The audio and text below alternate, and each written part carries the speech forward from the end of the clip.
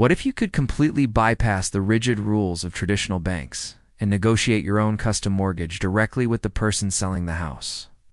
This incredibly powerful strategy is known as seller financing, and it is the ultimate way to close profitable real estate deals when a standard lender tells you no.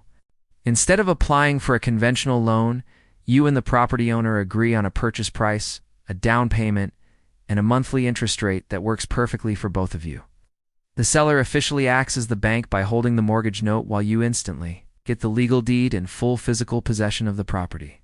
This arrangement is a massive win for older landlords who are tired of managing tenants but still want a reliable monthly income stream without paying huge capital gains taxes all at once, because you are negotiating directly with a human being instead of a faceless banking corporation. Absolutely every single term of the contract is completely flexible. You can easily acquire massive multifamily properties or commercial buildings using this exact method, even if your personal credit score is far from perfect.